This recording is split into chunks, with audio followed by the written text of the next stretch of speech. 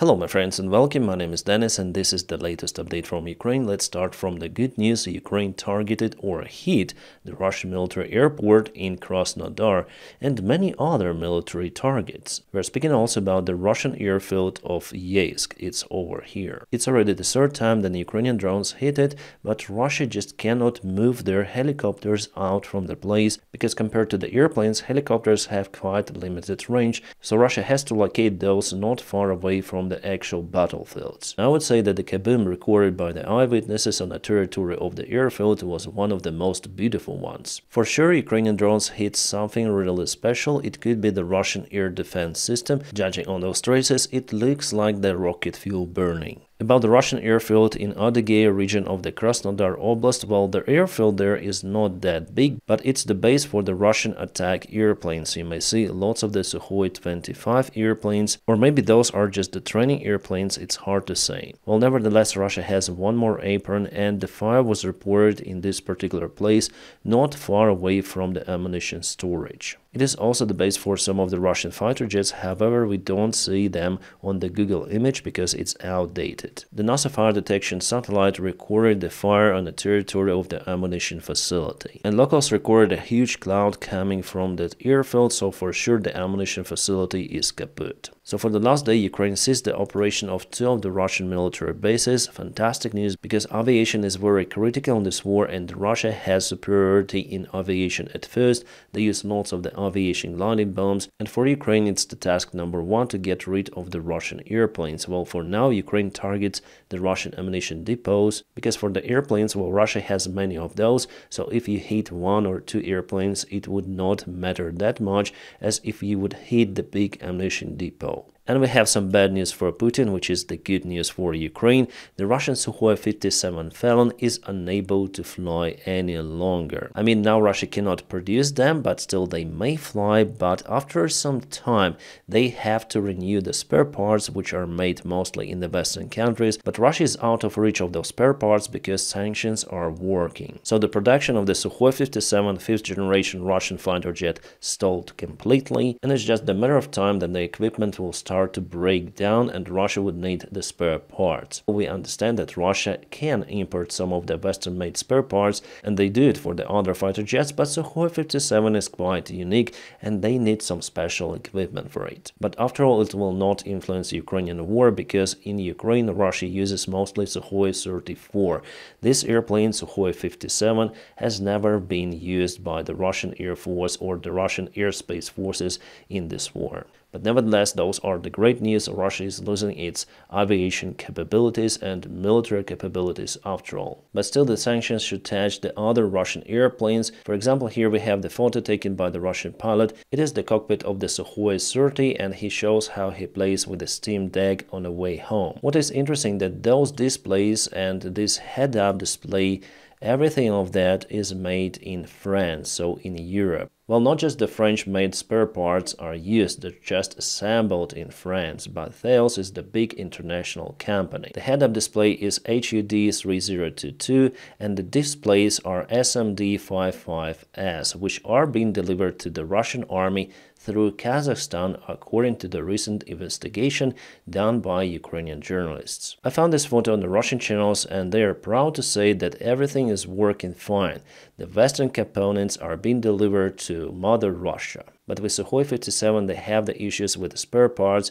I hope they will have the same with Sukhoi 30SM, and this is that airplane type. Russians should be left just with those kind of the instruments. Yeah, this is the basic compass. My friends, as you probably know, I don't have lots of the sponsors and now I have some issues with monetization of my videos. So if you want to support my full-time job that I do over here almost every day, you may join my Patreon. The link for my Patreon page is available right in the video description below. Thank you so much for your kind support. You just make this content possible. I rely mostly on your subscriptions. Alright, we have some interesting news coming from Feodosia. As you probably know, Ukraine hit the Russian oil storage facility and also there was the oil refinery. We're speaking about this big storage and fire now jumps from one fuel tank to other, causing kind of the interesting effects. Russians just can't handle the fire, it continues there for the fourth day consecutive. And just this evening, fire spread to one more big fuel tank, causing this inferno. Inside those tanks is not the crude oil but the fuel for the Russian ships, especially Navy ships, which are based in the Feodosia port of Crimea. Russia moved part of their ships from Sevastopol to this place because they thought that it's more safe for the ships. But now their fuel station for the ships is on fire. And without fuel, Russian ships are unable to defend Crimea. If you want to assault with many ships in a landing operation scenario, it's a good thing to do. But Ukraine is not going to land in Crimea in the nearby future. But there is a variant of it, obviously, and I spoke about it in one of my videos. And one more tank kaboom there, so it's a very high fire there. By the way, Russia evacuated all of the nearby area. Yeah, it's shining like in the daytime. Right, we also have the confirmation that Russia lost its military helicopter Mi-8 in the Kharkiv direction. Well, Ukraine has lots of the air defense manpower systems, portable systems, so the helicopters are the usual targets for those. Right, Ukraine also hit the Russian ammunition storage facility in Bryansk. It's not far away for Ukraine. Those are the Russian logistics hubs, and they use those to deliver artillery shells and other stuff to Ukraine. Well, I guess not any longer because there's the secondary detonation reported, so probably this facility is no more. I'm waiting for the satellite images to confirm that. It's already the fourth big Russian ammunition storage which Ukraine hits for the last months. The big media sources continue to tell that Zelensky and the Ukrainian government are ready to negotiate with Russia, let's say to exchange the territories which are occupied by the Russian Federation for the security guarantees of our allies, I mean NATO membership. At the same time, the mainstream media say that Ukraine will not recognize those territories as the Russian ones. I just wonder what Russia may get in this case. I think that they will not follow those negotiations, but at the same time, Russia crucially needs some sort of the break. Even though Russians have the initiative on the front lines, but they struggle with their armament. Today, the Russian parliament concluded that there is no space on the Russian cemeteries, so they now think to get more ground for the cemeteries and make those private organizations. It means that the losses for the Russian armed forces are definitely critical, and there are less and less volunteers going to the Russian army. That's why Russia rises the stakes with the salary and the initial funds given to the Russian soldier if he signs the contract with the Russian army. As I told you, in Voronezh, for example, the Russian soldier may get as much as $30,000, even 31. And outside Moscow, those are crazy money. That's why still Russia has volunteers, but again, much less compared to what it was before. But I know what could potentially save the Russian army. The actor Steven Seagal said that he was ready to take part in the war on the side of Russia and even die for Putin at the front. According to him, at the very beginning of the special military operation, he sent Putin a letter in which he said that if it is necessary, he would give his life for the president. Yes, you understood it correctly, for the Russian president Putin. Well, I guess it's time for Steven Seagal to join the Russian army because they desperately need new army men. Here you see this is the Russian Federation judging on the flag. Steven Seagal shows his capabilities. Wow, oh my god. He is the superhero of the Russian Federation, even though he is American. He shows the fantastic skills of the fight, barely touching the enemies. That is only possible in Russia. I mean, here the Russian spirit helps him to do it. Outstanding. So Russia, please hire Steven Seagal. But what about the peace deal itself? There were some of the rumors again from the mainstream media about the peace talks because Zelensky went to European countries. He visits, I think, Italy, France, and maybe Germany. Also probably UK. He spoke with the British Prime Minister and they agreed that the United Kingdom will send the troops to Ukraine to train Ukrainian soldiers. This training was done already, but in the United Kingdom. Also France trains Ukrainian soldiers constantly. And Zelensky said that there were no any talks about the possible peace with Russia during his visit, but you know, no one will tell you for sure what the negotiations were out there. As the instructors which could potentially be sent to Ukraine, I guess it is the response on the news from the North Korea, because we have the confirmation that North Korea wants to deploy their forces in Ukraine. They're speaking about the engineering forces, but we know the real purpose of those forces. Russia needs lots of the army men, and the North Korea is willing willing to send their soldiers to fight in Ukraine on the Russian side. There were some rumors about this stuff around half a year ago, and now we have the confirmation from the South Korean intelligence, from many of the media services, plus the Ukrainian officials also speak about it. Well, after all, I don't think that the North Korean soldiers will be successful. More great news from the United Kingdom. They are sending their Hotvisors AS-19s to Ukrainian army. How many of the units will be provided is yet unknown, but officials say it about the big deal. Awesome. Bundestag also agreed to support Ukraine with a new military package for 400 million euros. So Europe really helps a lot for Ukrainian army. And that's what artillery may do with the Russian army on the front line. So this is the Russian supply vehicle WAZ. Here's the other one, the Russian Ural, and everything of that was demolished by artillery. And you know, the Serbian President Vučić also signed a declaration in support of Ukraine, and he condemned the Russian actions against the sovereignty of Ukraine.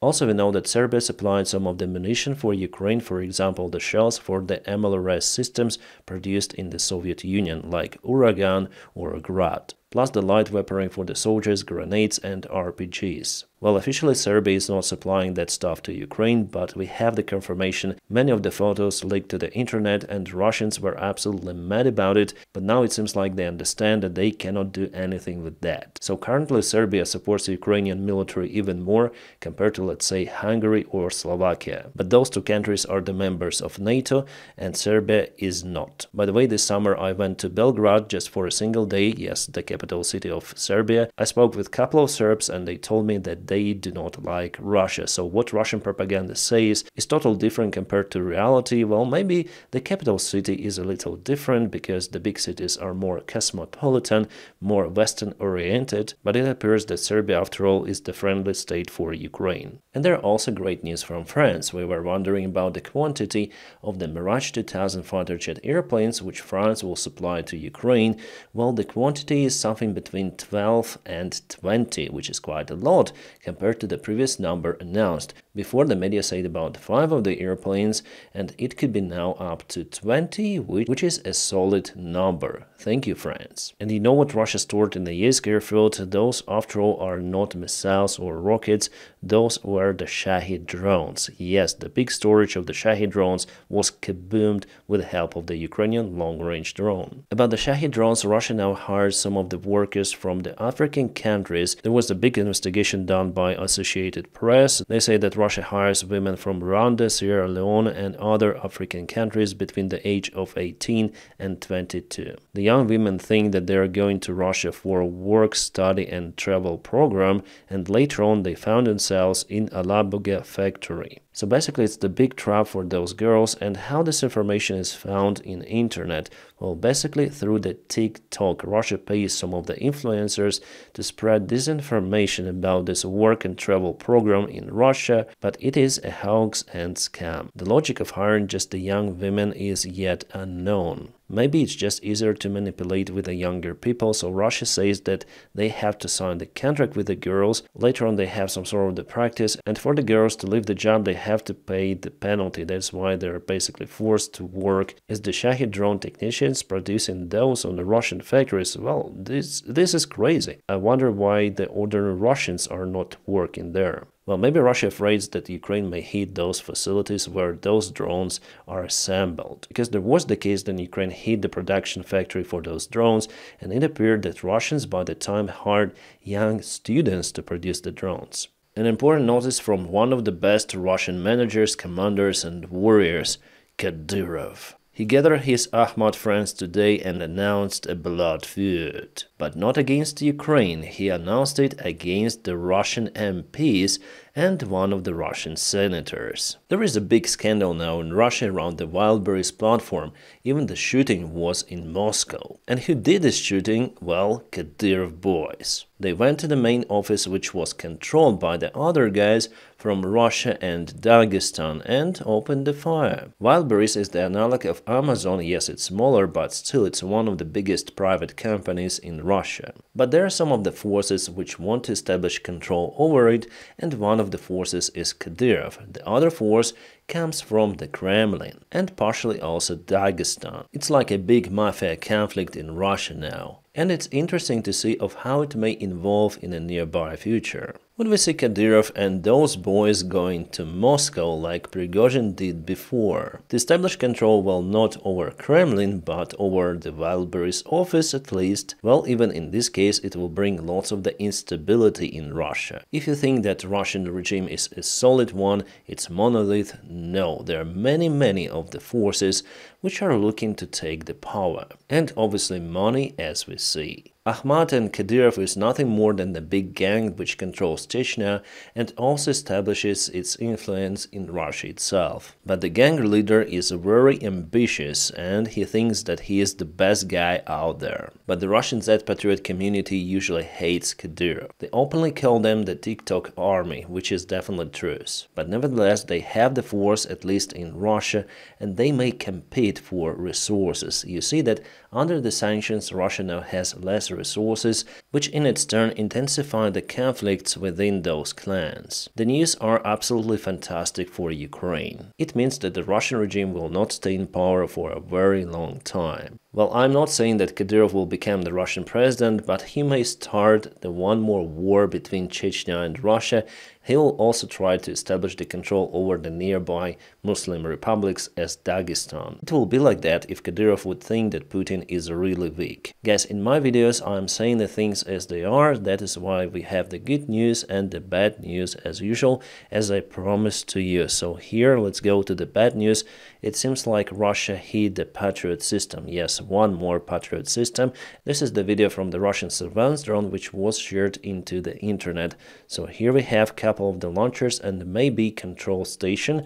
One more launcher, and one more. So Russia spotted this position using the surveillance drone and they launched the Iskander missile. As you can see, it's not a decoy, so the Patriot systems were firing some of the missiles. The target for the Patriot system was the actual missile from the Russian Iskander system, the ballistic missile. Probably Russia launched lots of those missiles and some of them were shot down by the Patriot, but one of the missiles hit very close to the control center or probably the radar of the system. Here is the impact, and as you can see, it happened very close to the Patriot system. The officer of the Ukrainian Air Defense officially confirmed that definitely Russians aimed towards the Patriot system, causing the damage to the units. However, the Patriot system wasn't really destroyed, significantly damaged. There were no casualties among Ukrainian soldiers and the unit continued to operate as usual. The main problem here is to eliminate the Russian surveillance drones. Yes, Ukraine uses lots of the FPV drones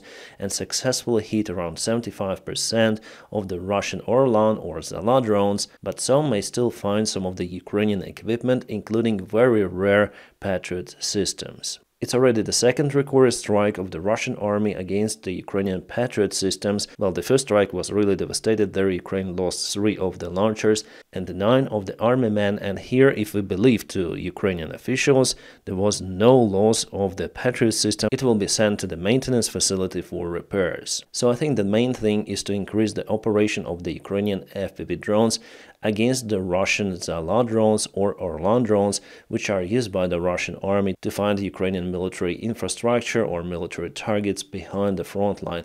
Those drones may fly for the range of 130 kilometers, which is quite far away. So because Russia started to use their gliding aviation bombs more aggressively on the front lines, Ukraine moved the Patriot systems closer to the front lines.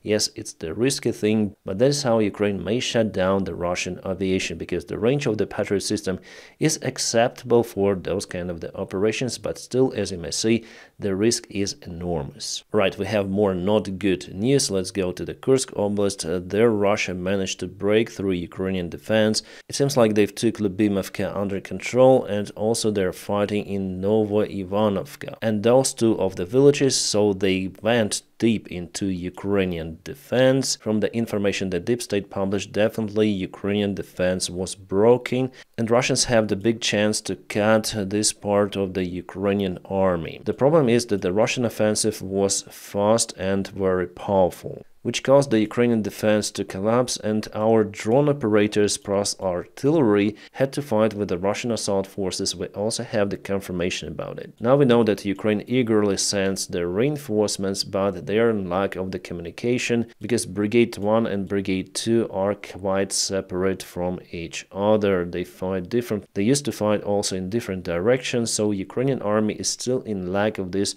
unity and the common communication system. Each brigade fights on its own. Well, I wouldn't say that the communication is absent completely, but based on what I know, it is very poor. Especially in the Kursk Oblast, where Ukraine sent the vinaigrette. Vinaigrette is the type of the salad, so you have lots of the ingredients which are different between each other. That's the meaning. So now it's important to get this communication done, otherwise the Ukrainian army will struggle in Kursk. And you know, guys, honestly saying, based on those news, I think that Ukraine should go back to Ukrainian territory and leave the Kursk Oblast, because Ukraine has already reached its maximum. Yes, you may say that the idea for Ukrainian army is to defend the territory and cause the Russian army significant losses, but at the same time Ukraine also has losses. Plus there is this very vulnerable part right now between this side and this side, so Russia attacks from two of the directions, actually from three of the directions, and there is the risk for Ukrainian army to be encircled in this place. So I would say that at least from this side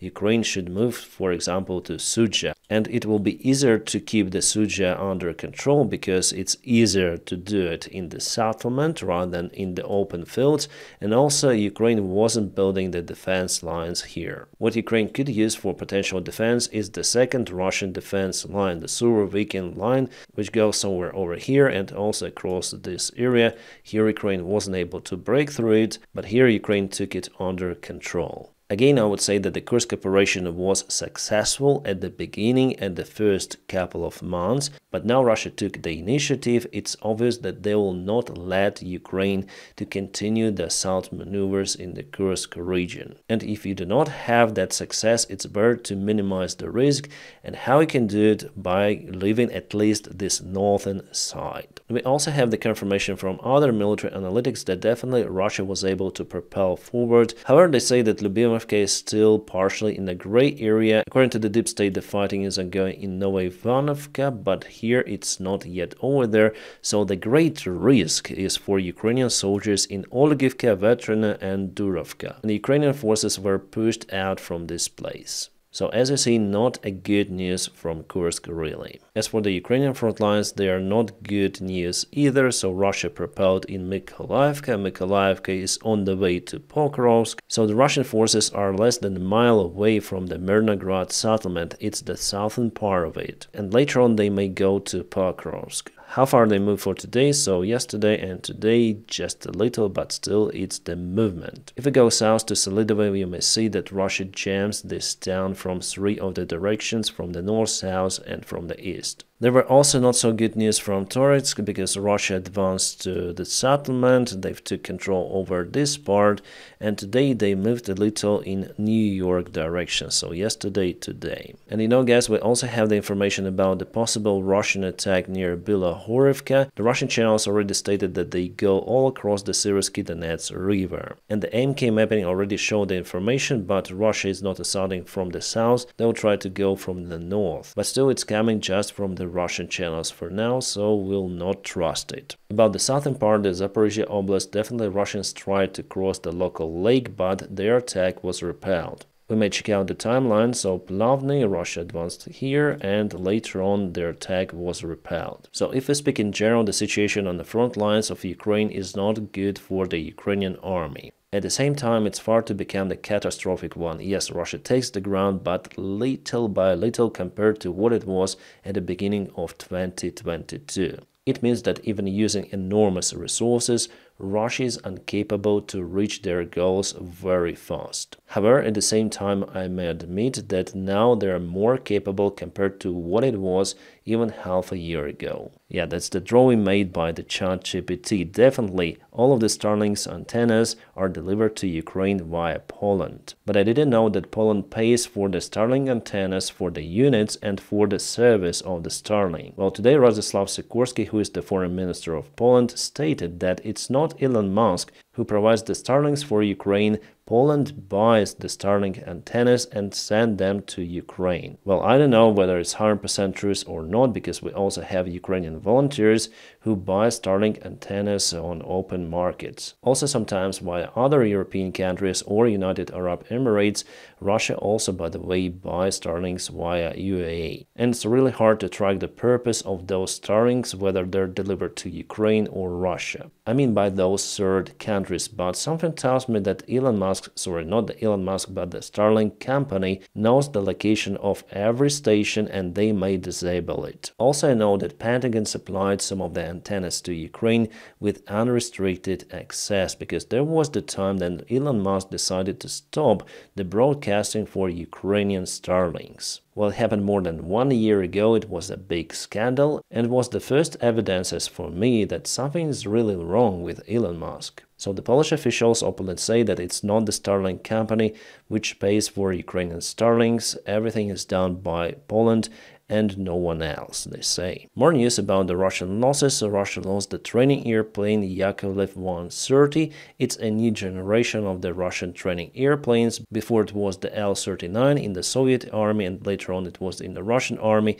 Well, this airplane type is obviously more capable, but I would say it's very wet. The Russian pilot ejected the airplane. Probably it was a solo flight and he was delivered to the hospital. My friends, and now please don't forget to press your huge like to this video. By doing so you help me a lot, and as usual I wish you all a peaceful sky wherever you are, and have a great time.